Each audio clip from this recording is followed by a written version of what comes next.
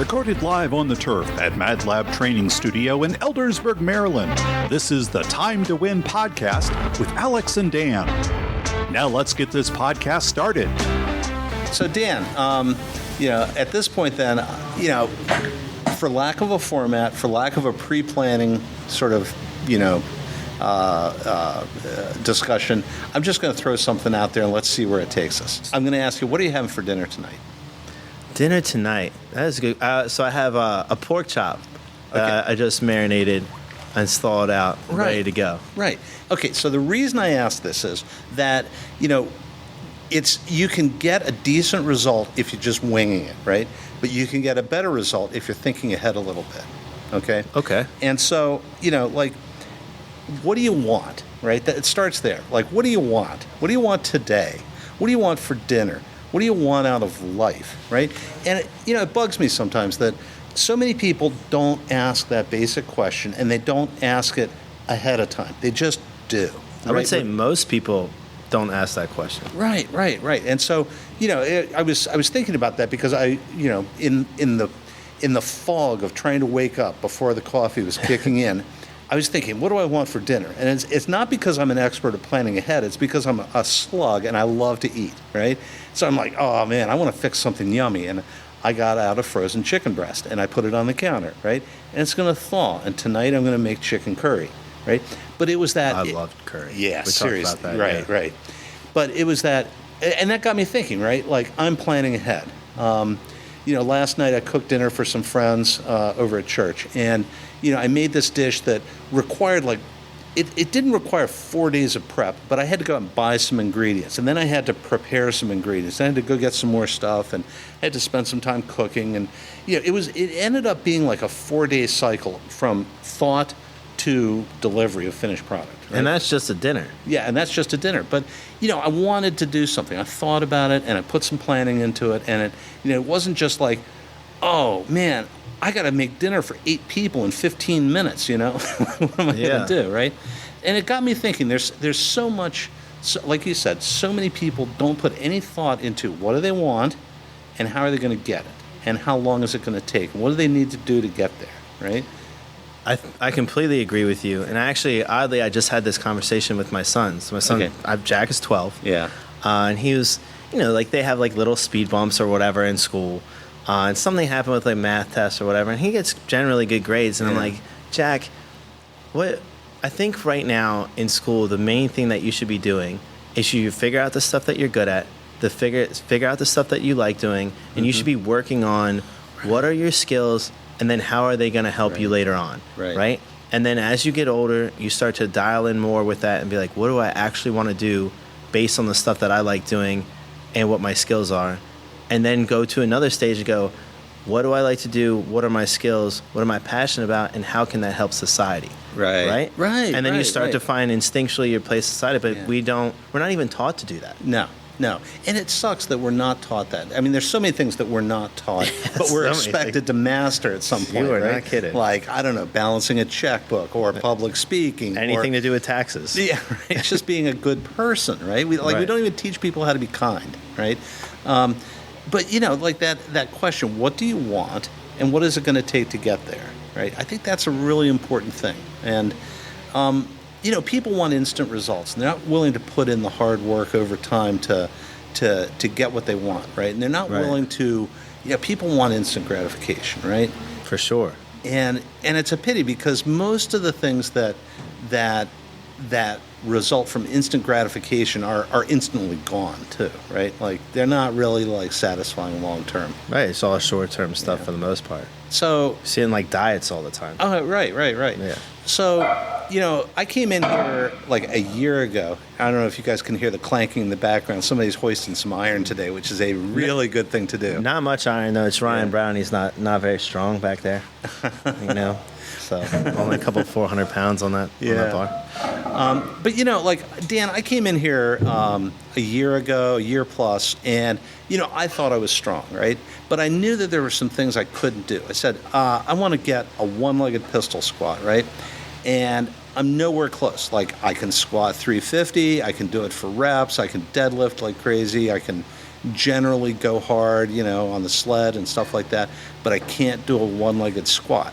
And that thing, you don't just wake up in the morning and start doing it, right? It takes some time. No. And it takes a lot of like rehabilitative work and development work and foundational work to get there, right?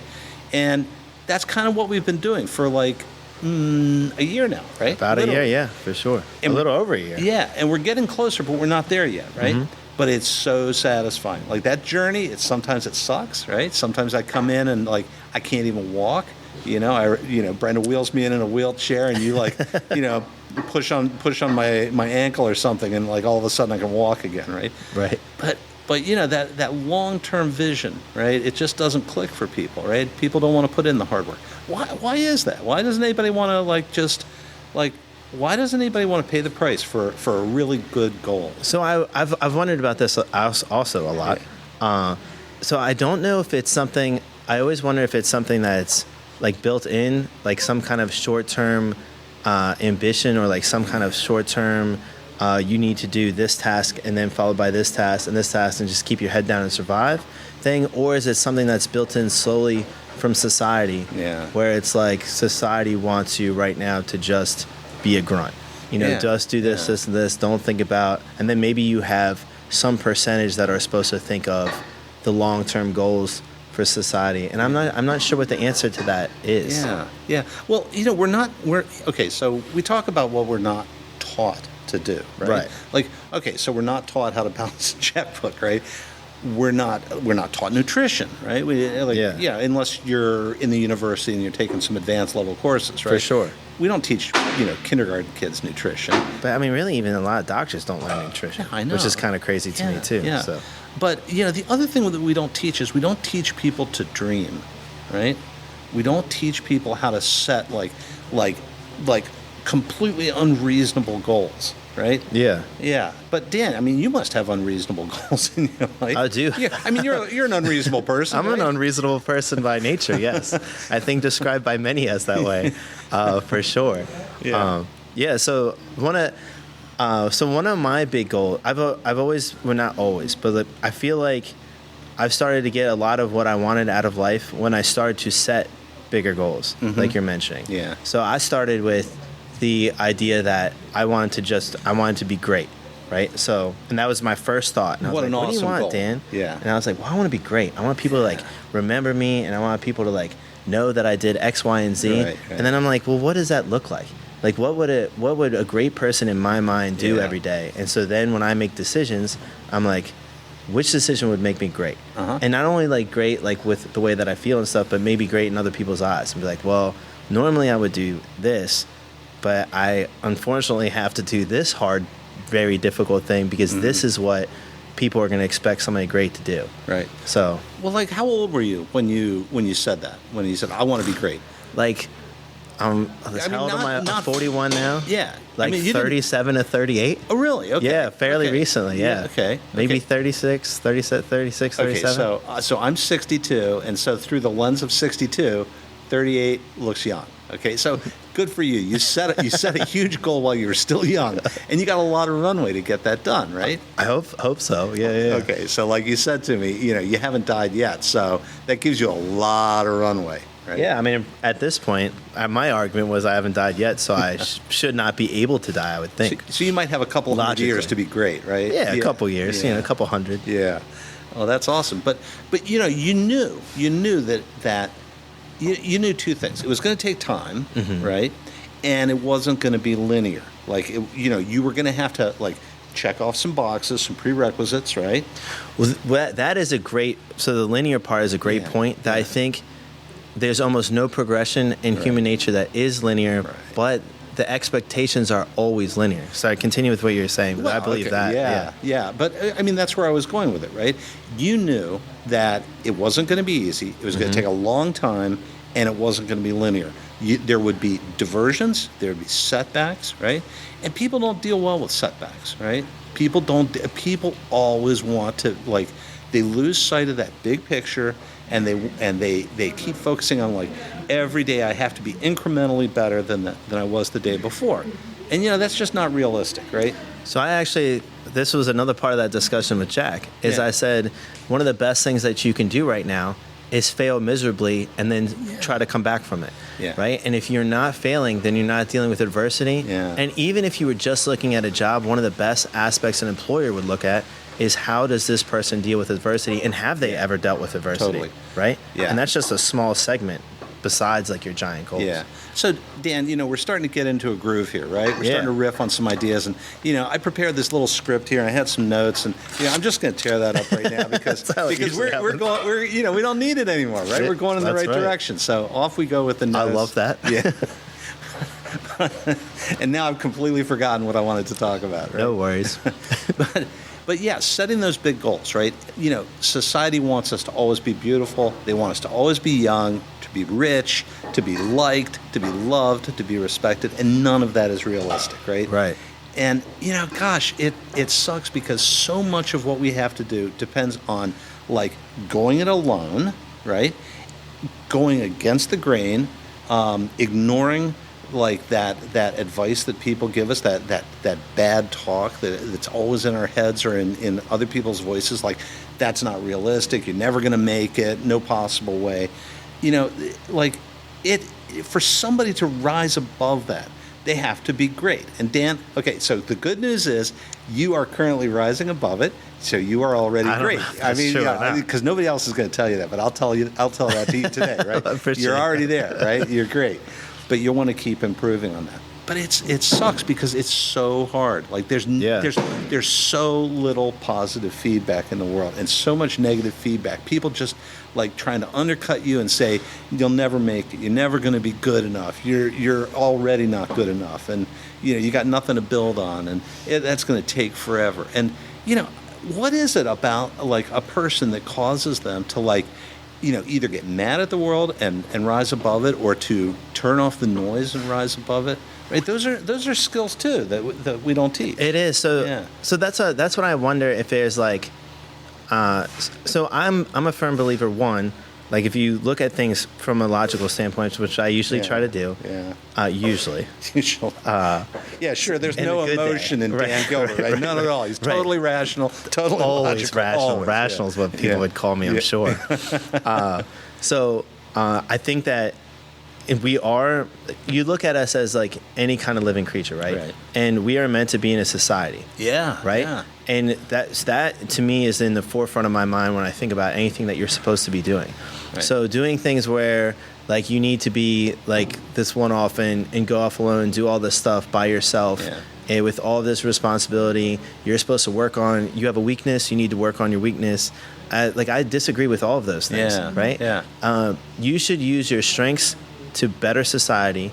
Mm-hmm. So you need to find out what your strengths are, what your passions are, use that to better society, and then society, on the other side of things, is supposed to make up for your weaknesses. Now, there's exceptions to every rule, right? So, like, if you have, like, a complete debilitating weakness that is just, like, ruining your life, you need to figure out a way to either get better with that or get it supported, right? So that does become slightly your responsibility on that. Sure. But overall, that's what I think the picture should be, and that's not what gets taught, I think, in our current society as I know it, right? Because I've only lived in the United States. I've lived in Maryland my whole life.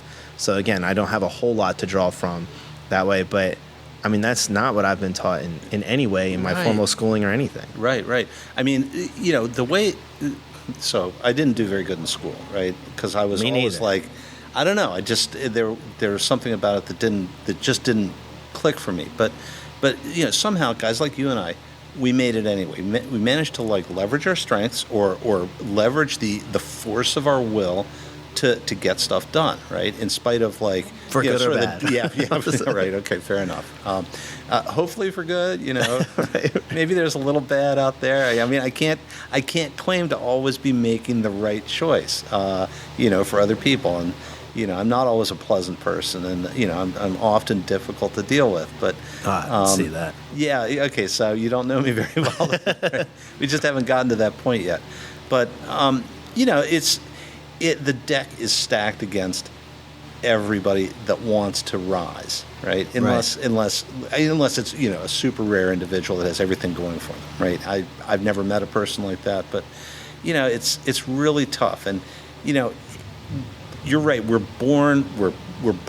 programmed to be members of a society. We're communal people, right? For sure. We're social, and that's really important. But everything we do, I guess, Dan, everything we do tells us, do not be a nonconformist, right? For the good of society, you have to like fit in that groove that society has carved for you, and you have to like fill that role and be a drone, and your life will be so much easier for it, right?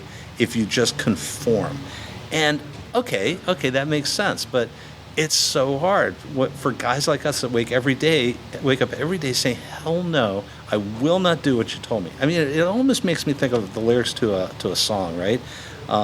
Like F you, I won't do what you told me, right? Rage Against the right? Machine, for sure. Right, okay, so, maybe that's a good podcast for the future, right? Like, what's our musical influences, right? And we can have some theme music pumping in the background. I like it. It'd be a hoot. But okay, so, like, I have always been raging against the machine. And, where does that come from? Like, you never get rewarded for that. You have to go out and you have to, like, sit down alone at night and say, is this suffering worth it? But don't you get rewarded to it? I want to bring that back. Is this suffering worth it? Which is probably the underlying thought that I have about, like, this whole episode, right? Yeah. Is the suffering worth it, right? And a lot of people, it's just not worth it. But you do get so I do kind of push back on that a little bit. Yeah. Because I think that formal schooling, for the most part, does not like that at all. Right. However, you do get rewarded in different ways. For example, you end up with, I feel like, fairly excellent stories. And so then when anybody does, Okay. right? So you have great stories, right? So then, because you're Rage Against the Machine, then you're going to do stuff that no one else has really done. Yeah. And you're going to have some comedic episodes that happen with it. You're also going to have some like life lesson episodes from it. And when you talk to people, I feel like that makes you more interesting. Therefore, sometimes I think it's easier to form relationships. You also get applauded for some of your stuff, even in school, by your peers as well. So sometimes that can make you more popular with your peers. Sometimes it can make you less as well. Yeah. But I think you don't not get any reward from it. Yeah. You know, it's not completely baseless. It's just all in all, formal schooling in normal society is not super happy with you. Okay, Yeah. fair enough. Maybe I just woke up this morning feeling sorry for myself. Nah. I don't know. But yeah, I mean, is the suffering worth it, right? I mean, there is a level of suffering, right? Yeah. And I guess I'll just go ahead and draw a line in the sand and say, in almost all cases, the suffering is worth it, right? Right. That's been my personal experience, right? Either I've learned something from the suffering, or I have improved through the suffering, right? And that suffering might be like just the agony of like pulling the sled at Mad Lab, or it might be the suffering of like getting home from the bar at 10:30 and it's raining and it's dark outside, and I got to take the trash cans up the hill and put them out, right? And that sucks, right? Right. But it's that, I don't know, like suffering, to me, Dan, suffering and discipline have always gone hand in hand, and the practice of discipline has always paid off for me, always. I think that's a main point in that a lot of people bring up, right? Yeah. They say that you should. Have you ever heard of Jordan Peterson? No. He's a podcaster, Yeah. and I think I think he by trade he was a psychologist. Jordan Peterson. Yeah, we got to get him on the show. That would be somewhat amazing. But he was one of the ones that also said, and many people have said this, that you should suffer a little bit every day. Right. Even if it's self-imposed. Yeah. Like you need to do something that's going to make you suffer every day. And I think that's where like a lot of your morning routines come from, with workouts outside and stuff like that. But I think that is important, because then you have to deal with adversity, and then you have some kind of relativity, right? So you have some kind of relative means. I'm suffering, now the rest of my day is better because I'm not dealing with X, Y, and Z, and now I'm able to handle maybe these things better because relatively it's better than what I just did. Yeah, right? yeah. I mean, Dan, I'm a relatively selfish person, right? Just ask my wife. I think that's a normal human trait too. Maybe I'm worse than most normal humans, right? But my Buddhist friends will tell me, suffering is the difference between what you have and what you want, right? So desire, like they always make it a little trickier. They say desire is the basis of all suffering, right? Like I want to be beautiful. All right, well, that's going to cost you, Alex. Yeah, that's going to cost you big time because I don't know if it's ever going to happen. But yeah, that informs a lot of my thought process, a lot of my decision making. Right?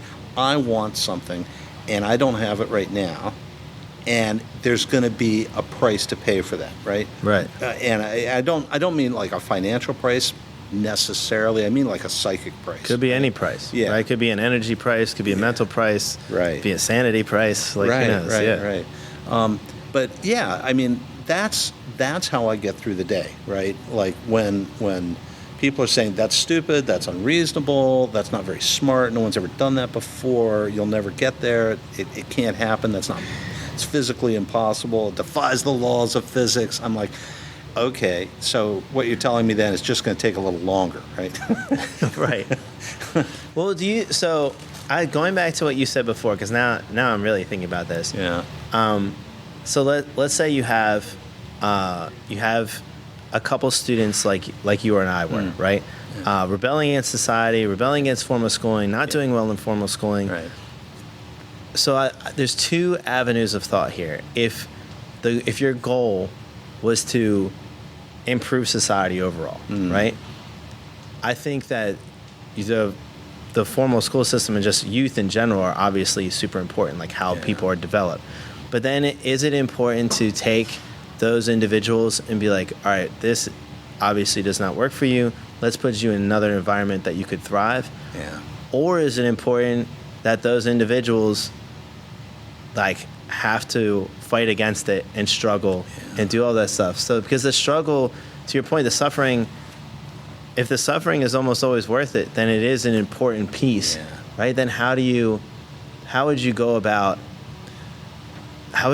like growing people to do what they're supposed to do to improve society, if that makes sense, right? So okay, fair enough. Dan, I had a mentor one time. He was a high school coach, and he said, Alex, anything worth having is worth working for, okay?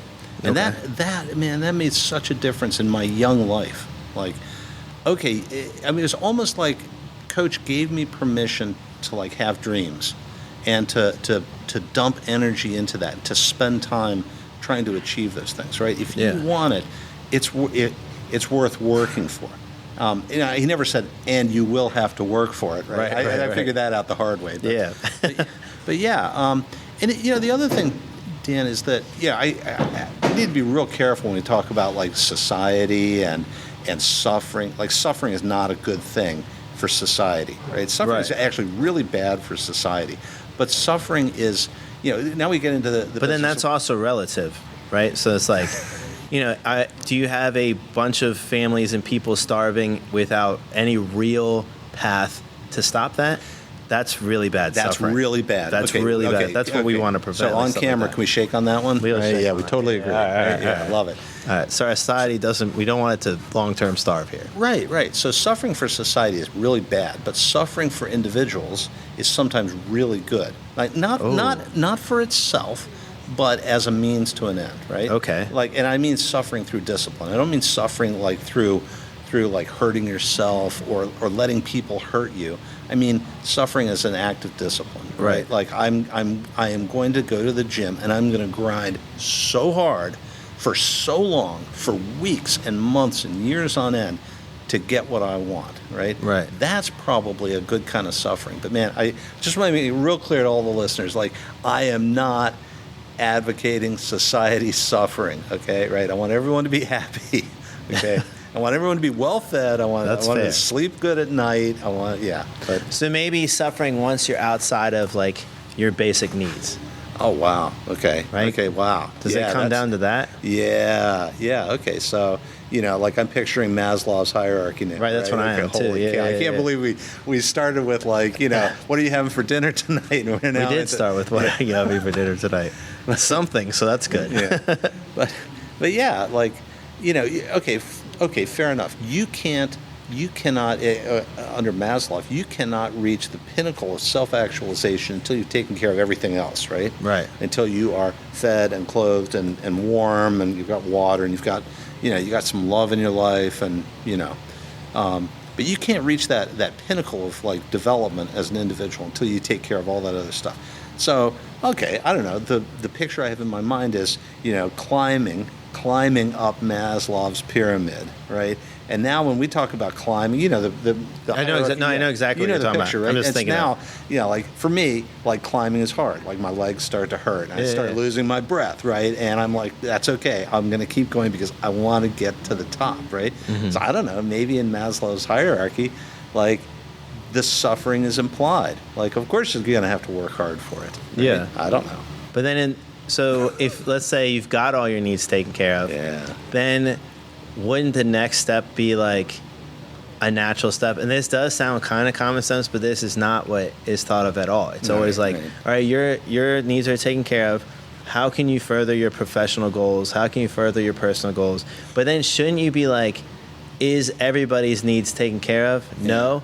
Then that should be where I should direct my energy. Okay. Yeah. Okay. I can go with that. I agree. Some years ago, in a professional setting, I was doing career coaching with people, right? And, I've talked to you about some of the experiences I had there. But, somebody said, hey, I'm just like an entry-level guy right now, but I would like to be a supervisor someday.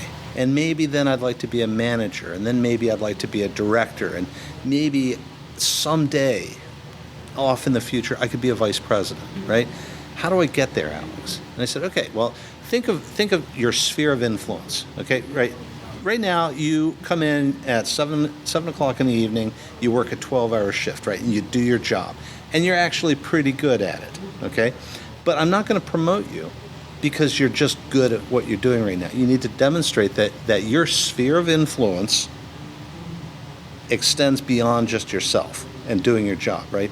Are you helping other people do their jobs, okay?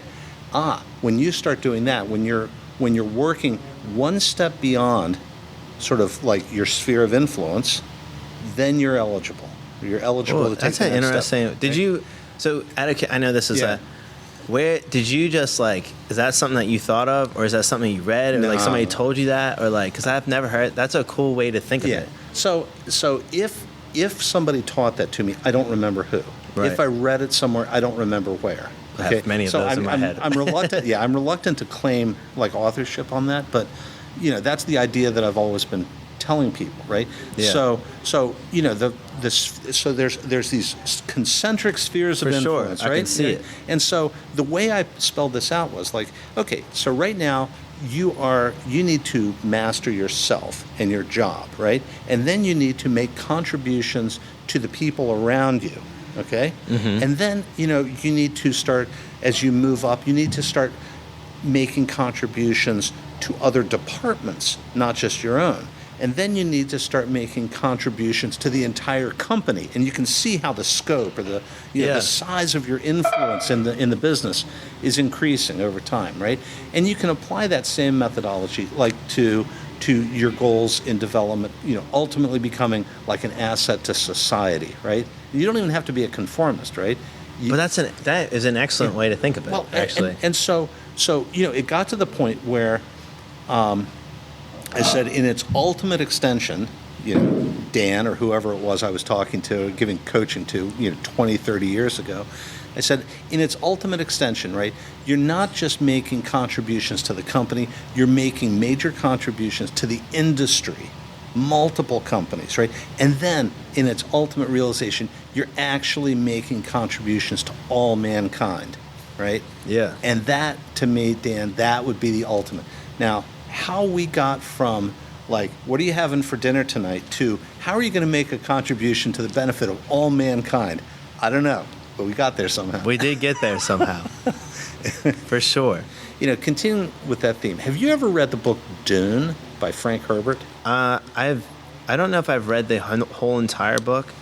Yeah. Because Dune, I know a lot about Dune because I've even played like video games based on it. I've watched. I obviously watched like the new movie that came out and stuff. Yeah. I read. If I didn't, I at least might have finished the first book because there's a bunch of Dune books. Right. Yeah, so I do know a lot about. Okay, so for anybody that doesn't know the premise, right? Dune is a book about a planet that doesn't have any water. Okay, and And it's basically a book. I don't know. It's a book about this. It's a political story, but it's really fundamentally a book about ecology. Okay, And resources. Right. And so there are these people that live on this planet that has no open running water, right? And they thrive, and they are committed to this vision that someday they can transform the planet to have water on the planet, right? And they've figured out how to do this. They've figured out how to survive.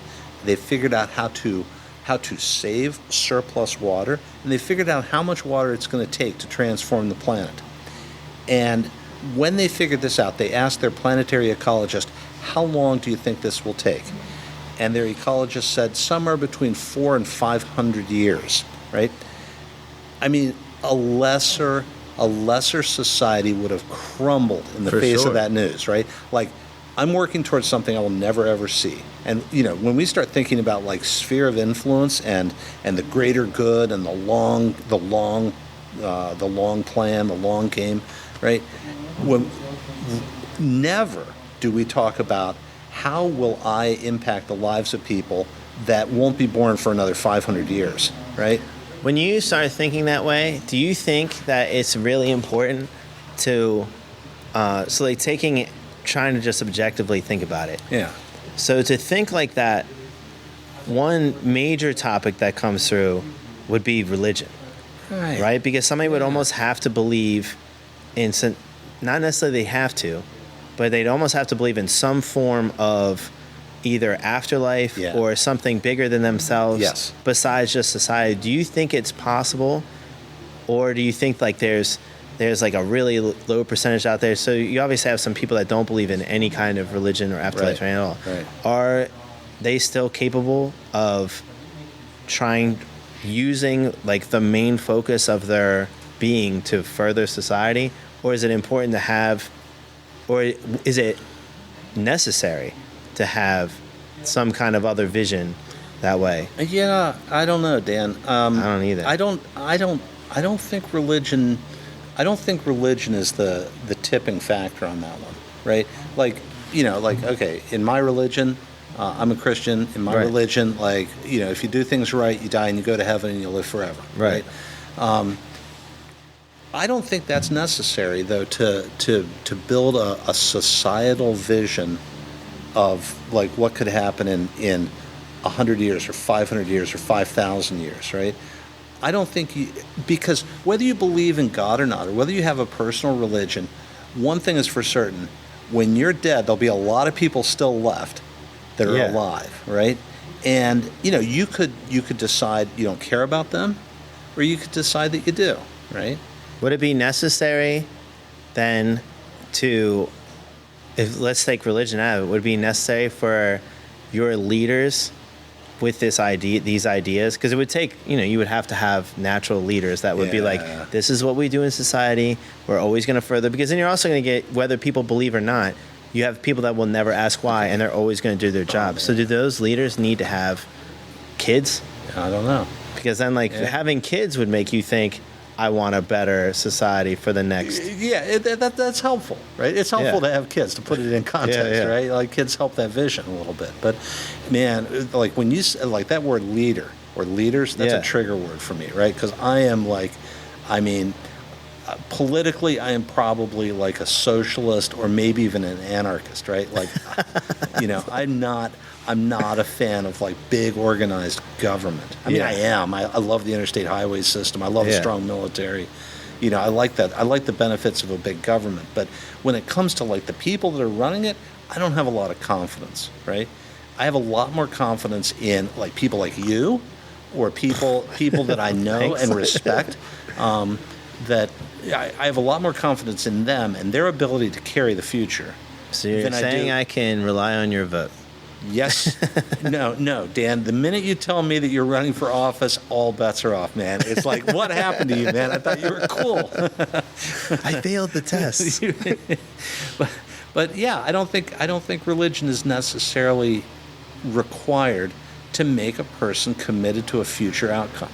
Okay, and you didn't ask the question that way, but that's what I heard. Would it be required for someone to lead that outcome? Because I don't think it's required to follow it, right? Because you do have some people that are like when we did the boxes the other day, right? So some of them are just going to they're going to be fairly drone-like, and they're going to do whatever it is. They're not really going to ask questions as long as they're comfortable and they can survive. Wolfdog. There we go. This episode brought to you by Wolfdog. I don't know if she's on camera. Oh, she is definitely on camera. It's great. Good dog. She likes wires for some reason, so she'll like lay down in the wires. She's been in many of our podcasts. Yeah. So my question would be like, is it necessary to have some kind of further thinking, like a religion or kids or something that makes you think further to be a leader of that movement? Maybe. You certainly have to have an idea, right? You have to have a vision. You have to be able to communicate that. So, when we talk about earlier, we talked about the sphere of influence, right? The farther out there you get into those outer realms of your sphere of influence, like certainly by the time you get out to what contribution are you making to mankind, the field has thinned considerably, right? Considerably. Not everybody's going that far out, right? Most people, I'll take a shot in the dark here, Dan. Maybe you can disagree with me, but I think most people are going to stick with that inner sphere. I'm going to take care of myself, right? And they're at the bottom of Maslow's hierarchy. They're just trying to get through the day, right? And that's okay. That's okay, right? Not everybody can be like some sort of history-changing, transcendental figure like. And we wouldn't want everybody to be that. No, we wouldn't. That would be that'd be way too many visions to manage, right? I don't know what would happen, but it wouldn't be great, I would think. But, okay, so, we deify George Washington, right? I don't know if George Washington had a vision of creating this wonderful country. I think George Washington just wanted to get out from under the economic thumb of England, right? So he was trying to make a living, and but I don't know. But he did have a big goal. He did have a big goal, and he was willing to die for it. Right? Yeah, and that's pretty cool. So it comes down to conviction. I think it does. I think there's a lot of energy in conviction, and okay, so why do you get up? Why do you get up in the morning knowing that you're going to suffer? Right, here we go. We're going back 20 minutes in the podcast here. You're like, why would you want to do that to yourself? But then because you've got a conviction and you believe in something. But I do for sure get that. Yeah. I think some people do. I think some goals though are based on, I know that I will suffer more if I don't do this because I've not done this before. You know what I'm saying? So there's some trial and error, like some short-term trial and error that happens. Sure. Too. No, it's interesting. Yeah. It's interesting. So okay, trial and error. That's a great topic, right? Mm-hmm. I used to talk to, when I was at the top of my career, like a couple years ago, just before I retired, I really I'd done everything professionally that I wanted to do. And it took me 35 years to get there, right? But I had the plan, I was willing to do the work, I had the conviction, and I had the time and grade. And people would ask me, like, wow, you're so successful, like, what do you do? And I said, make no mistake, all of my success is built on a mountain of failure. Right? So I remember you saying that. I've basically failed in every possible way that you can. But I never got tired of that, I never got tired of like getting back up and trying again. What made you so I feel like if you're told at a young age you need to fail and you need to be able to come back from failure, and that's an expectation, that makes it a lot easier. Yeah. Where was it, do you feel like in your career, like was there some kind of tipping point where you're like, oh, failure is okay, it's okay to fail, and here's how I'm going to come back from it? Yeah, gosh, Dan, I feel like you're my therapist now. I don't even know how to answer that question. I'm going to have to do hypnosis or something. I'm trying to think of when it happened for me. Like, I've never been afraid to fail. And maybe because I started failing early. Yeah. I don't know. I can't ever remember a time in my life where I wasn't failing at something and being embarrassed by it. For sure. And being like regretful about the failure. Dan. Okay, here's a question for you, Dan. Yeah. Okay. Dan, why have we not been invaded by space aliens yet? Well, so I have a good answer to this. Yeah, I need one word. You want some help here? Evolution. Wolverines. Okay. Right? Why are Wolverines so rare? Because they don't even want to mate. They see a potential mate and they kill them. Right? That's how badass Wolverines Jeez. are. Right? That Wolverines always win. Okay. I'm just calling it right now for the audience. Hey guys, if you don't believe, Have you ever seen a wild Wolverine? I have not. I haven't You either. know why? Because you'd be dead. Yeah, because I'd be dead. I wouldn't be here to report it. They're right? serious, man. Yeah, they're really serious. So Dan, I think we're kind of getting towards the end of the podcast here. Do we want to give a shout out to any of our sponsors or endorsers, or do we want to grovel for sponsorship and endorsement? I think I we do. will. Yeah, I do. I think we do definitely want to grovel for it. Yeah. So I would say. So the first thing I want to do is I want to give a shout out to Jocko Willink. Okay, so Yeah. Jocko's been an influence. He's been a motivator. But you know what Jocko's never done? He's never been on this podcast before. So He hasn't yet. I'd like to yet. Okay, and so maybe he's shy. Maybe he doesn't know us yet. He'll get to know us sooner or later, right? Because this is going to be an awesome podcast. But yeah, I'm just going to go ahead and put it out there, Jocko. When you watch this, we'd love to have you come on the show. Okay. And we have your energy drinks in our refrigerator up there. Yeah. Right. So there you go. There's a little endorsement. I'd like to thank Jocko for we have Jocko goes all the time. Yeah. Thank him for the influence. Thank him for the motivation. Thank him for the energy drinks. That's awesome. Couple other shout outs I'd like to do real quick. Yeah. Maybe you got some on your list. Want to thank the good people down at Locomotive. Okay, always a place where we go and we get good drinks, we get good food, we get good friendships down there. Okay, that's a great place to be. Like to thank all the good people at Mad Lab Performance. Okay, they're all right. Yeah, they're all right. I have not had a bad experience working at Mad Lab yet. All right, but I've had nothing but success working at Mad Lab. So I want to give a shout out to Mad Lab. If our listeners are looking to get better, go to Mad Lab. Right? If you're nervous, they will be gentle to you. If you're hard, they will go as hard as you can and as hard as you want. Okay. If you want to take over a small country, they'll be in your army. Yeah. If you're looking for a tribe, come to Mad Lab. You'll find your people here. Okay. That's it. So, Nautical Life, Nautical Homestead, right? I don't know anything about it, but I'm wearing one of their shirts, so it'd be wrong for me to not shout out. I and want say, my buddy Nick to start that company up again. Come on, Nick, let's go. And you're always welcome on the podcast, Nick. Who else, Dan? Who else do we want to? CNA Auto. Okay, right. If anything happens to your car, wheel falls off, engine blows up. That's right. Walk across the street, CNA Auto, and Adam's there. To ask for Adam for all of your automotive needs. Yeah, he's legit. He's the real deal. He is. Anybody else, Dan? Any? Oh, I'm sure we're gonna have a fine list. Yeah. And I do expect sponsors to start calling in the next 10 minutes or That's so. right. So And we'll have to field all these phone calls. Yeah, and if you call now, operators are standing by. We're having a buy one get one for free. Whatever you pledge today, Dan will match. Okay. Yes. Yeah. Up to $15,000. So. Call in now. This hour we're looking for $150,000. $150,000 should about do it. Yeah. Mm-hmm. Okay. And later on tonight, after the podcast, you can turn into this station. You can watch Deadlifting for Dollars. Okay? Deadlifting for Dollars. Everyone's favorite crime scene show. Okay. That's a good one. And that's it. I'm Dan, honestly, I didn't think I'd ever say this, but I'm just about talked out now. Well, Alex, you're the man. Hey, thanks again for another great episode. Always a pleasure. Always.